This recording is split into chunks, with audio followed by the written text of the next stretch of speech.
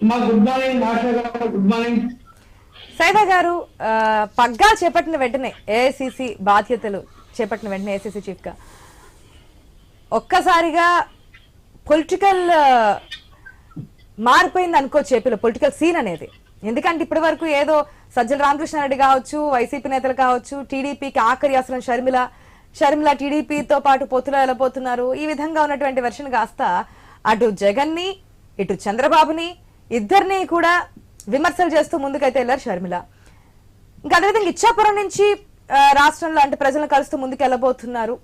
గతంలో ఏదైతే పాదయాత్ర చేసి ప్రజల మనల్ని పొందారో, సో ఇప్పుడు మళ్ళీ అదే ఒరవడితో ముందుకైతే వెళ్ళబోతున్నట్టు తెలుస్తోంది. ఏంటి కాంగ్రెస్ కార్యాచరణ? మా ఆశా గారు, మీకు ఉన్నటువంటి పెద్దలు, రాజకీయ విశ్లేషకులు నాగార్జున గారు, వైసీపీ అధికార ప్రతినిధి సోదరు సుజాత గారు, అలాగే టీడీపీ అధికార ప్రతినిధి అన్న శ్రీనివాస్ చౌదరి గారు, అలాగే ఐ న్యూస్ ప్రేక్షకులందరికీ కూడా నమస్కారం. అలాగే లోకేష్ బాబు గారికి కాంగ్రెస్ పార్టీ తరఫున జన్మదిన శుభాకాంక్షలు తెలియజేస్తున్నాం. అలాగే ఈరోజు భారత్ జోడో యాత్ర అస్సాంలో జరుగుతూ ఉంటే ఆ రాష్ట్ర ముఖ్యమంత్రి బీజేపీ నాయకుడు రాహుల్ గాంధీ యాత్ర అడ్డుకోవడానికి తీవ్రంగా ప్రయత్నిస్తున్నారు, దాడులు చేస్తా ఉన్నారు. దీన్ని కాంగ్రెస్ పార్టీ తరఫున తీవ్రంగా ఖండిస్తున్నాము. ఈరోజు ప్రధానంగా షర్మిల గారి రాకతో రాష్ట్ర రాజకీయాల్లో ఒక పెనుమార్పు అనేది సంభవిస్తా ఉంది.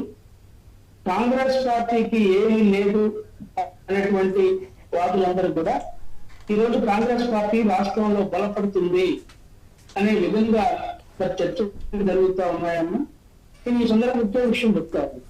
షర్మిలమ్మ గారు 20వ తేదీ కడప ఎయిర్పోర్ట్ కి వచ్చినప్పటి నుంచి ఆడ రిసీవ్ చేసుకుని ఇడుపులపై వెళ్ళేంత వరకు కాంగ్రెస్ పార్టీ శ్రేణులు, వైఎస్ఆర్ అభిమానులు పెద్ద ఎత్తున తరలి వచ్చి ఆమెకు ఘనంగా స్వాగతం చెప్పడం, విడుపులపై నుంచి గన్నవరం విమానాశ్రయానికి వచ్చినప్పుడు అక్కడి నుంచి ఈ యొక్క పార్టీ సభావేదిక ఆహ్వానం కన్వెన్షన్ సెంటర్ వచ్చేంత వరకు కూడా వేలాది మంది మరి కాంగ్రెస్ పార్టీ కార్యకర్తలు, శ్రేణులు, మరి దివంగత వైఎస్ఆర్ అభిమానులు మరి పెద్ద ఎత్తున మరి చక్కనంగా స్వాగతం చెప్తున్న విషయం మీరు చూశారు.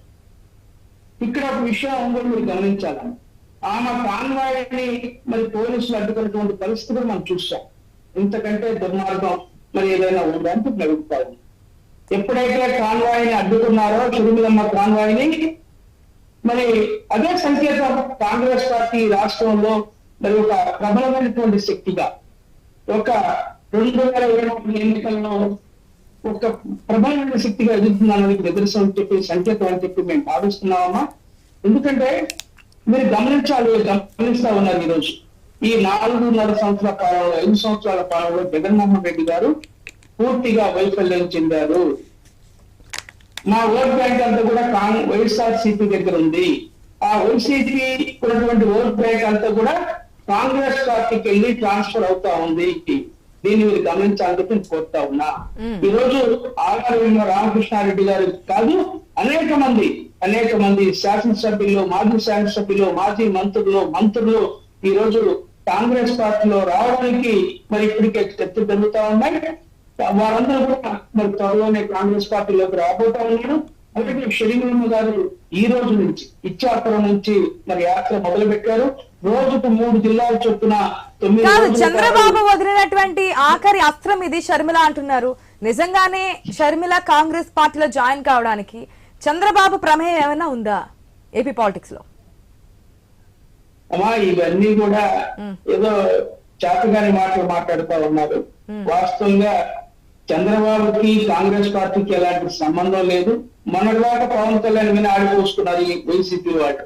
ఈయన ప్యాకేజ్ స్టార్ అని, ఈయన చంద్రబాబు ముఖ్యమంత్రి చేయడానికి పవన్ కళ్యాణ్ వచ్చాడని రకరకాలుగా విమర్శలు చేశారమ్మా. నిన్న కూడా మేము చూసాం, సజ్జల రామకృష్ణారెడ్డి మాట్లాడతాడు, వైవి సుబ్బారెడ్డి మాట్లాడతాడు, రకమైన ఈ వైసీపీ ఉన్నటువంటి చిన్న పెద్ద అందరూ కూడా మరి ఏదో షర్మిలమ్మ గురించి మాట్లాడుతున్నారు, టార్గెట్ చేసి ట్రోల్ చేస్తున్నాం. చాలా బాగా దురదృష్టకరం.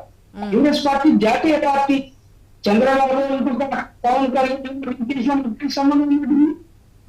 జాతీయ పార్టీ ఈ దేశ స్వాతంత్రం కోసం ఉద్యమించినటువంటి పార్టీ, 28 పార్టీలతో ఇండియా కూటమి ఏర్పాటు చేసినటువంటి పార్టీ, ఎన్ని బేస్లెస్ విషయాలను దీన్ని మేము తీవ్రంగా ఖండిస్తున్నాం.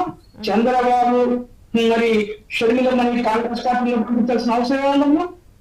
It is not a correct. దీన్ని తీవ్రంగా ఖండిస్తున్నాం. మరొక పాయింట్, ఇదే ప్రతిపక్ష అంటే మీరు ఏదైతే కాంగ్రెస్ పార్టీ పెరుగుతుంది అంటున్నారు, బలం పెరుగుతుంది అంటున్నారు, వైఎస్ఆర్సీపీ పార్టీలో ఉన్నారు, మా పార్టీ బలవంతా అని చెప్పి, సో మీ పార్టీలోకి రావడానికి కూడా అంటున్నారు. సో అక్కడ ఒకవేళ ఓట్లు చీలితే అది వైసీపీకి ప్లస్ అవుతుంది అంటారు. ఎందుకంటే వ్యతిరేక ఓటు చీలనివ్వకుండా గంపగుత్తగా క్యాష్ చేసుకుందాం అనుకుంటుంది టీడీపీ జనసేన పొత్తులో ఉన్నటువంటి పార్టీ. కానీ ఇప్పుడు దాంట్లో చీలకొచ్చి అది కాంగ్రెస్ వైపు టర్న్ అయితే అది మళ్ళీ తిరిగి వైసీపీకే ప్లస్ అవుతుంది అనేది కదా ఒక వాదన. ఒకటమ్మా, ఎందుకంటే రాజకీయాల్లో 1+1 2 కాదు. దీన్ని ప్రధానంగా మనం గమనించాం. ఎందుకంటే గతంలో చిరంజీవి గారు పార్టీ పెట్టినప్పుడు కూడా, ప్రజారాజ్యం పార్టీ పెట్టినప్పుడు కూడా వైసీపీకి దెబ్బ తగిలింది, టీడీపీ గెలిచింది అని చెప్పి అనుకుంది. అవునా కాదు? చివరికి ఏమైంది? ఎందుకు చెప్తున్నానంటే ఈ రోజు వైసీపీ దగ్గర ఉన్నటువంటి ఓటు బ్యాంక్ అంతా కూడా మా పార్టీ సంబంధించిన ఓటు బ్యాంక్ 99% ఓటు బ్యాంక్. తిరిగి ఇందిరమ్మ రాజ్యం, రాజమ్మ రాజ్యం తీసుకురావడం కోసం కాంగ్రెస్ పార్టీ తీవ్రంగా ఈ రాష్ట్రంలో ప్రయత్నం చేస్తా ఉంది. రాహుల్ గాంధీ గారు, ప్రియాంక గాంధీ గారు, మల్లికార్జున్ ఖార్గే గారు, కేసీ వేణుగోపాల్ గారు, అలాగే మా రాష్ట్ర incharge, AICC incharge, national secretary Manickam Tagore garu, అందరం కూడా మా పార్టీ రాష్ట్ర నాయకులు అందరూ కూర్చొని ఒక ప్రణాళికను రూపొందించి ఈ సైదా గారు, వైఎస్ఆర్ కుటుంబంలో ఇద్దరు మెయిన్, ఒకరు కొడుకు జగన్మోహన్ రెడ్డి అధికార పార్టీ, ఇప్పుడు సీఎం గా ఉన్నారు ఏపీ రాష్ట్రానికి, మరొకరు అధికార పార్టీలోకి రావడానికి అప్పట్లో పాదయాత్ర చేస్తున్నారు, ఇప్పుడు కాంగ్రెస్ పార్టీలో చేరి రాజన్న బిడ్డను వైఎస్ఆర్ ఏదైతే ఆశయం ఉందో రాహుల్ గాంధీని ప్రధాని చేయడానికి ఆ విధంగా ముందుకెళ్తున్నాను, ఇక్కడ అవినీతి జరిగిందని చెప్పి ముందుకు వస్తున్నటువంటి షర్మిల మరొక వైపు. ఏపీ రాజకీయాలు అన్నా చెల్లెలు వర్సెస్ అన్నట్టుగా నడుస్తా ఉంది. అయితే ఇప్పుడు ఓకే, వైఎస్ఆర్ కి అభిమానులు ఎవరైతే ఉంటారో వారు ఎటుపక్క వెళ్తారనేది విజయలక్ష్మి మీద ఆధారపడి ఉంది కదా. సో విజయలక్ష్మి ఎటువైపు ఉంటారనేది కూడా ఒక పాయింట్, దాని గురించి మీకు క్లారిటీ ఉందా? ఒకటి, ఏ తల్లికైనా ఇద్దరు బిడ్డలు 2 కన్నులు లాంటి వాళ్ళు. ఈ విషయంలో విజయలక్ష్మి గారిని రాజకీయాల్లోకి లాగడం సమంజసం కాదు. ఎందుకంటే దీన్ని మనం ప్రధానంగా గుర్తించాలి. ఎందుకంటే గౌరవ అధ్యక్షురాలుగా ఉన్నటువంటి విజయలక్ష్మి వైఎస్ఆర్సీపీకి ఆ పదవికి రాజీనామా చేసినప్పుడు నా బిడ్డకు మీరు అందరూ ఉన్నారు కాబట్టి నేను అటు తెలంగాణలో షర్మిల ఒకరితే ఉన్నారు కాబట్టి వెళ్తున్నాను అండగా, ఇప్పుడు అధికారంలో ఉన్నారు కాబట్టి అని చెప్పి గౌరవ అధ్యక్షురాల పదవికి రాజీనామా చేసి అటుపక్క వెళ్ళినటువంటి పరిస్థితి. సైదా గారు షర్మిలకు తోడుగుంటారని చెప్తున్నారు.